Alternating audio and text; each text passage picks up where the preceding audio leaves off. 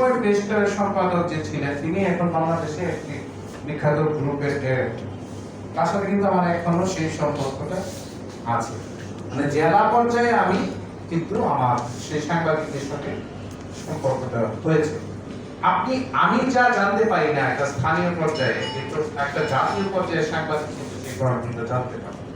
আমি একটা কথা বলি, আমি যখন বাংলাদেশ উপজেলা নির্বাহী অফিসার ছিলাম, একদিন কাদির করলো, আপনারা জানেন যে বিবিসি সে বিখ্যাত সাংবাদিক, উনি আমাকে ফোন করলেন যে আপনার এখানে ভূতের ভয়ে একটা স্কুল বন্ধ হয়ে গেছে।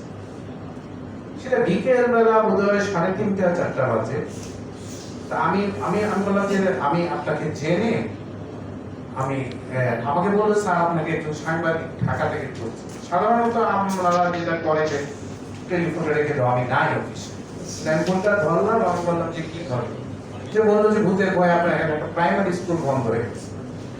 আমি ওনাকে বললাম যে আপনি আজকে নিউজটা কি করতে হবে, যদি আজকে নিউজটা না করে কালকে করেন তাহলে কি কোনো অসুবিধা হবে? কথা না, আমি কালকে করতে পারি, আপনি আমাকে কিন্তু কালকে ফিডব্যাক দিতে হবে, আমি আপনাকে রেফারেন্স দেবো। আমি বললাম যে ঠিক আছে। আমি যখন বেরোচ্ছি তখন তারাইল উপজেলা খুবই ছোট শহরের সঙ্গে, এখানে কেউ থাকে না। আমি দেখলাম যে একজন সহকারী প্রাথমিক শিক্ষা অফিসার বেরিয়ে যাচ্ছে। আমি বললাম যে আপনার মোটরসাইকেলটা থামান, আমি আপনার পিছনে যাবো। আমি ওই স্কুলে গেলাম, স্কুলে গিয়ে দেখলাম যে আসলে কিন্তু স্কুলটা বন্ধ 2-3 জন, যে ভূতের পরে স্কুলে আসতেছে। আমি বিষয়টা জানলাম এবং বললাম যে কাল থেকে স্কুল খোলা হবে, আমি কিন্তু সকালে আসবো এবং সব ছেলে মেয়েদেরকে আসতে হবে।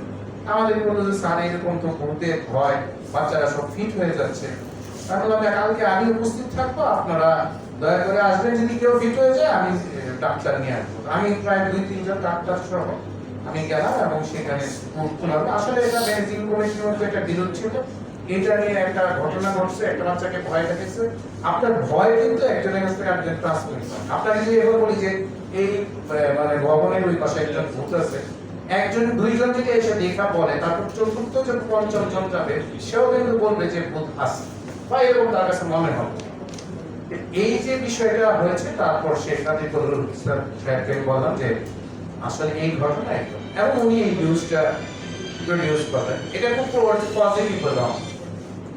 আরেকটা বিষয় বলি যে হঠাৎ করে আমার এক সাংবাদিক বলল যে স্যার ও ইউনিয়ন পরিষদে ভিজিটিং যে ফর্ম স্থানীয় পর্যায়ে, উনি এক স্থানীয় পত্রিকার সাংবাদিক, উনি বললেন যে ভিজিটিং যে ফর্ম স্যার এটা বালতি দিয়ে মেপে দেওয়া হয়। তো স্যার আমি কি ইউজ করবো? আমার সঙ্গে পিআইও বা প্রকল্প বাস্তবায়ন কর্মকর্তা বসা ছিল। আমি বলেন আমার পিএ বলে স্যার আপনার সাথে ঝামেলা মানে পুরান কেন, যে এই নিউজ আমি ও দিলে কি ছাপাবে? কিন্তু ও কি করলো, প্রথম আলো সেটা সেই 2004 সালের ঘটনা বলতেছে। 2004 সালে সে প্রথম আলো পত্রিকায় দিয়ে দিল এবং সাইডে ছোট করে যে বালতির মাপ বলে একটা পত্রিকায় ছাপা হলো। সেটা কি হলো, সেই তৎকালীন যে আপনার পুনর্বাসন মন্ত্রী ছিলেন কামাল ইবনে ইউসুফ, উনি সেটা মার্ক করলেন, যথারীতি যে সচিবের কাছে গেল, সচিব সেটা থেকে ডিসিকে ফোন করলো, ডিসি আমাকে বলল তুমি শুরু করছো কি, আবার কি বালতি টালতি নিয়ে কি? আমি বললাম যে স্যার বালতির তো মাপ হয়, এবং এটা নিয়ে বেশ বিশাল বড় একটা মানে শুরু করলো, এবং একজন মানে যুগ্ম সচিবকে পাঠানো হলো তদন্তের জন্য। তা আমি বললাম যে আমার যে ইউনিয়ন পরিষদের চেয়ারম্যান, সে খুব শিক্ষিত ছিল না, কিন্তু বেশ মনোনীত, মানে খুব সে জনমানুষের নেতা। স্যার আমি এখন কি করব?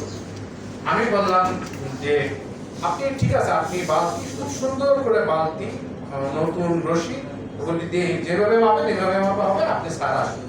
তো স্যার আসলেন, আসার পর স্যার দিকে বালতি দিকে প্রথমে ভেবে গেলেন যে তোমার তো চাকরি নাই, বিশ্বাস করে ভাবো তোমার কি স্যার হবে, বসেন দেখেন কি হয়। আসলে বিষয়গুলা যদি মানুষ জানতে না পারে, এই কথাই যদি বললাম যে স্যার বসলেন যে বালতি, আমি যে বালতি দিয়ে স্যার মাপি, এবং আমি বললাম যে 38 কেজি করে দিবে না 28 কেজি করে দিবে, এবং 28 কেজি করে দেওয়ার পর কিছু হলো যে দেখলো যে অজস্র মানুষ আরো তদন্তে আসছে, লোকজন চেয়ারম্যানের পক্ষে বিপক্ষের মানুষ অনেক। তারপর যে মানে কিছুটা চাল বাঁচলো, এগুলি আমরা কম যে বাঁচলো, এটা আমরা আলাদাভাবে কি হলো 2 কেজি 3 কেজি 4 কেজি। স্যার দেখার পর বললো যে আসলে কিন্তু সাইফুল এটা তো দিলি তো ভালোই হয়। আমি বললাম স্যার আপনারা কিন্তু পাল্লা কম দিছে, এই খবরটা কিন্তু পত্রিকায় উঠে নাই, বুঝতে যে বালতির মাপ, এখন বালতির মাপ যদি স্যার আপনি খবরটা যদি কম দিয়ে উঠতো, তাহলে স্যার আপনারা এটা তদন্ত করতে পারতেন, বাইরে আমি এটা রিজয়েন্টার দিতেন। কাউকে কে মেপে দিচ্ছে